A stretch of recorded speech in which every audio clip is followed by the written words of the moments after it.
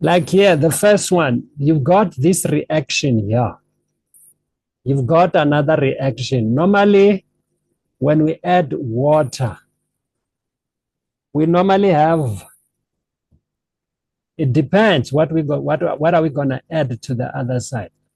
You're going to have an alcohol, all right? But I'm going to move from this one because this water, when you break it into two, it's actually H bonded with an OH. It's like that.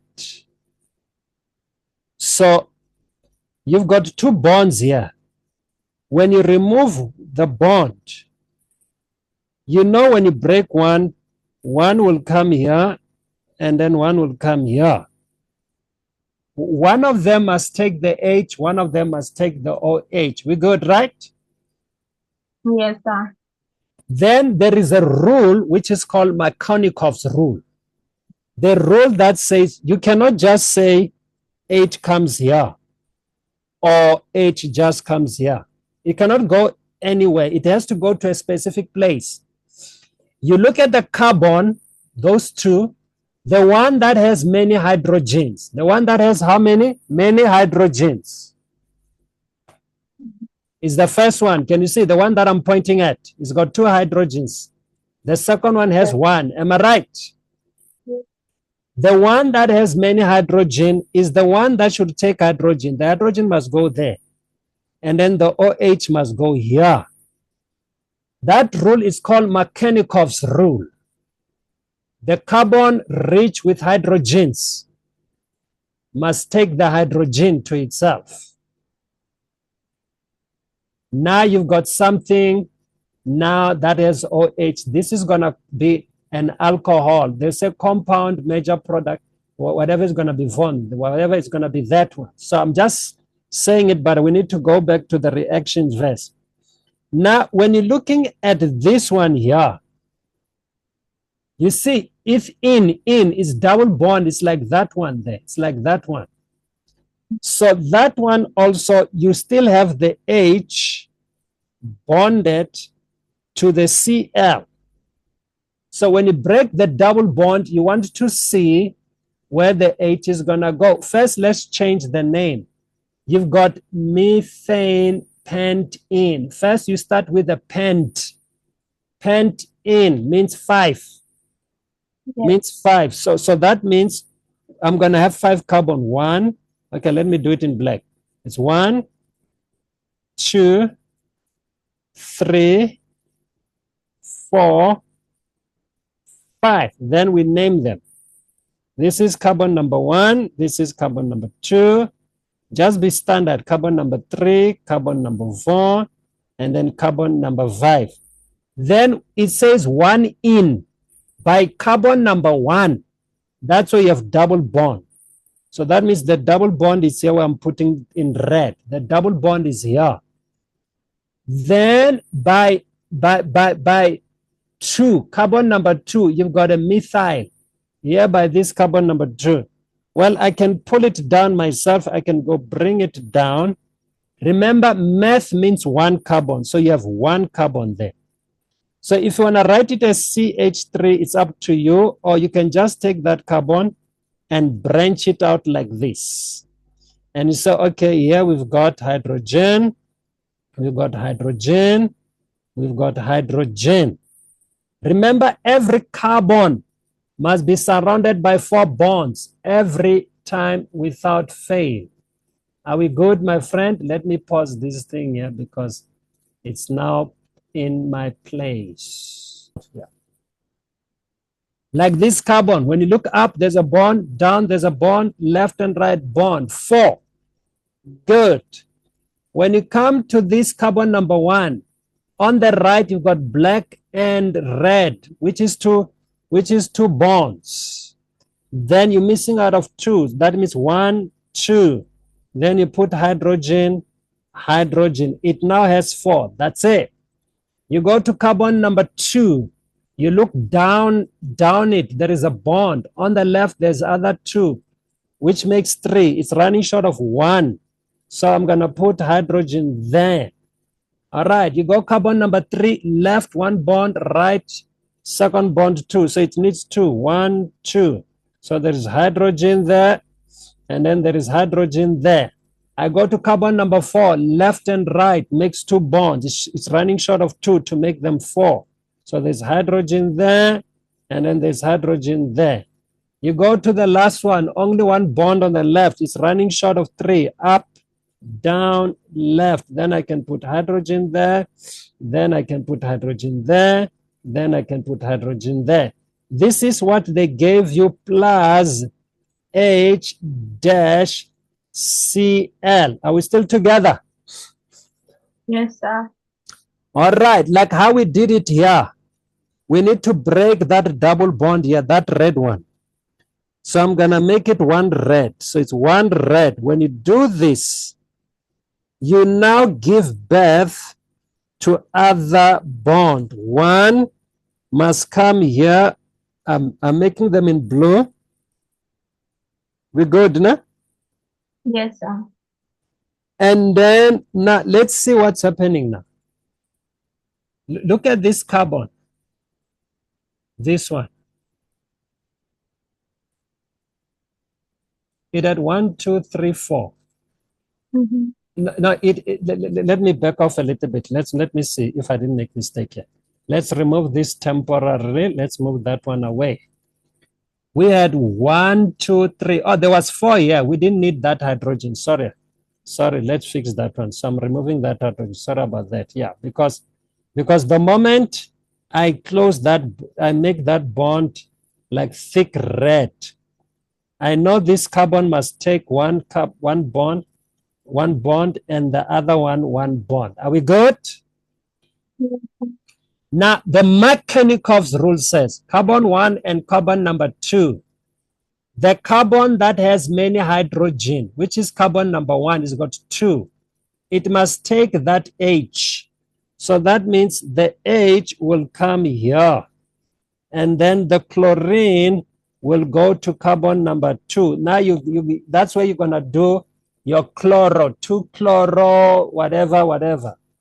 That will be the naming. First, I'm showing you how to break them down. Can you see now? Is it making sense? Yes, sir. Yeah.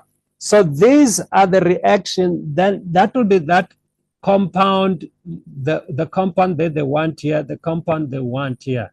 And then they'll tell you, write down the type of additional reaction represented in reaction 1 and reaction 2. Now, remember, when you're dealing with reaction, which is called addition, there is to add and to take away. Addition reaction. When you add, normally your thing must end up with, genation. Are we good? You must end up with genation. Here are the things that you normally add. You can add hydrogen. You can add hydrogen. You can add water. You can add group 7. Group 7 is called like both chlorine, bromine, fluorine. It's called halogen. And then there is another thing we can add. What is it?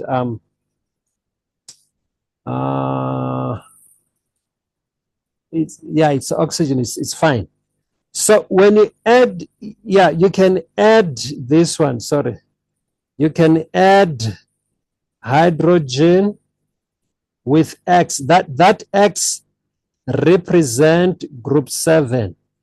It's like, for example, here by the red one, maybe you're having hydrogen and chlorine, maybe hydrogen and bromine, all of that. Yeah, these are the things that can be added.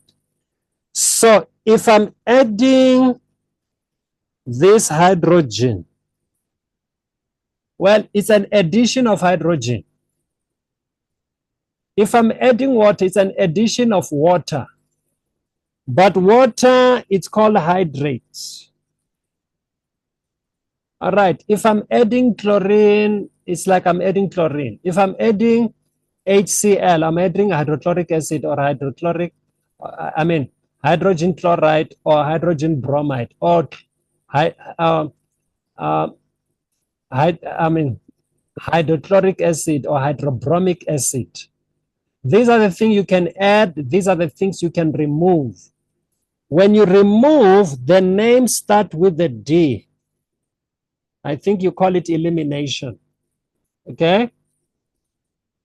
Yeah, I'm going to go to the reaction first. I'm just taking this question. I'm not going to go to the other one. I'm trying to show you what you actually need to know. All right. If this is hydrogen, then it's going to be called hydrogenation. In simple terms, it's called addition of hydrogen. Now, water, you should be calling it watergenation, but they use another name for water, which is hydrate. So that's why they call it hydration.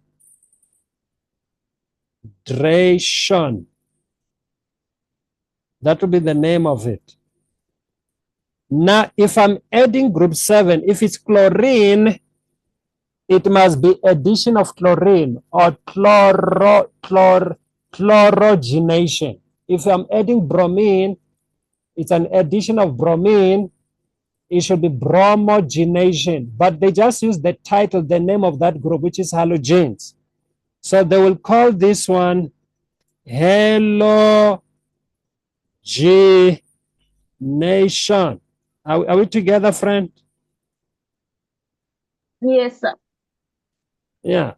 These are the things you need to get used to. All right. Then the next one, this one. The one that has hydrogen and halogen. It should be addition of hydrogen and halogens. It should be basically like that. So it's gonna be hydro for hydrogen. And then halo for halogen, halogenation.